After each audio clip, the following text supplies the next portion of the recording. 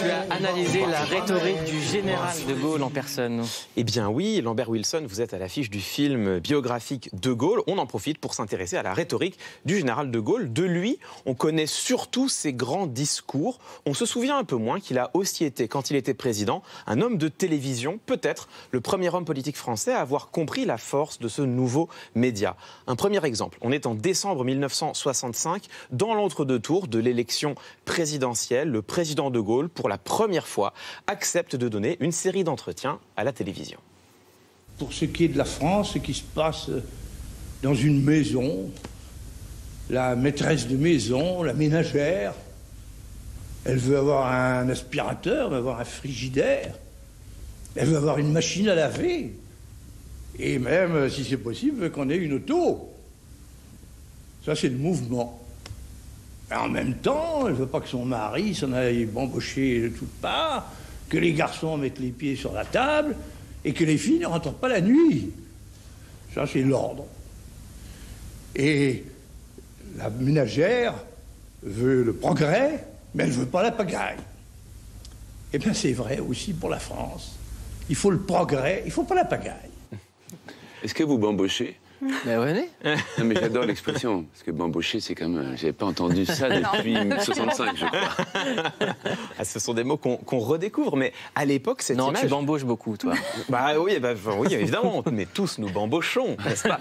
Cette image, à l'époque, elle est extrêmement surprenante. Ouais. On découvre un général de Gaulle naturel, oui, plein d'humour, et qui utilise, comme ici, des allégories. Alors, les allégories, ce sont ces figures de style qui consistent à exprimer une idée abstraite à travers un récit concret. Ça n'a rien de nouveau, les allégories. Les fables de La Fontaine sont des allégories.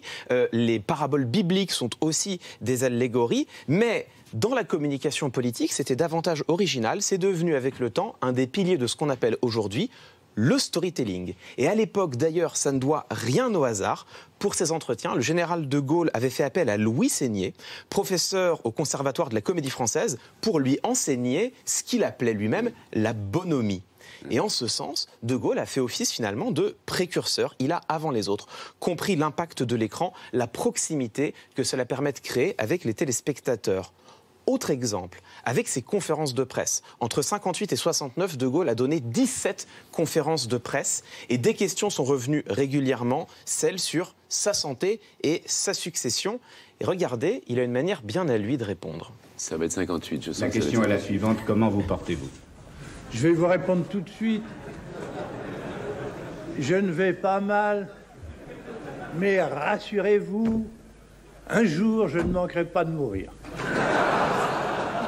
De temps en temps, on me dit, ou on me fait dire, ben oui, vous êtes là, c'est fort gentil à mon égard, et par conséquent, bien, mais après vous, ce sera la pagaille.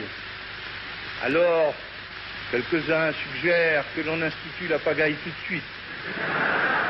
En pensant à ce qui est une idée assez répandue, c'est-à-dire à ce qui arrivera quand De Gaulle aura disparu, ce qui est à redouter, à mon sens, après l'événement dont je parle, ce n'est pas le vide politique, c'est plutôt le trop-plein. Mesdames, Messieurs, je vous remercie de votre aimable attention. Génial. Donc vous voyez, pour répondre à ce qui était des questions délicates, Charles de Gaulle faisait le choix de l'humour et même de l'autodérision. Alors certes, à l'époque, les questions étaient connues à l'avance, les réponses étaient rédigées et apprises par cœur, ça facilite le fait d'avoir de l'esprit, mais tout de même, la stratégie du général de Gaulle était d'une actualité étonnante, puisque aujourd'hui, on appellerait ça tout simplement des punchlines. Donc l'utilisation de la télévision par de Gaulle, elle est moderne, c'est lui qui a contribué à approfondir en France la personnalisation de la vie politique. Mais cette modernité a aussi ses limites. Regardons un dernier extrait. On est le 28 décembre 1958, c'est la première allocution télévisuelle du président de Gaulle. À l'époque, on est en pleine guerre d'Algérie et il va demander des efforts aux Français. C'est donc un type de discours qu'on connaît bien, c'est ce qu'on appelle un discours de rigueur, avec une légère nuance toutefois. En 1958, on n'avait pas encore inventé la langue de bois.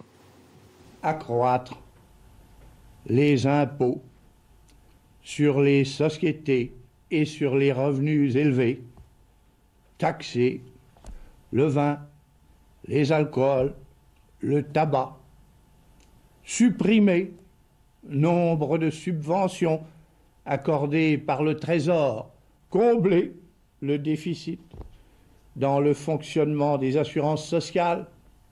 Voilà, de rudes dispositions.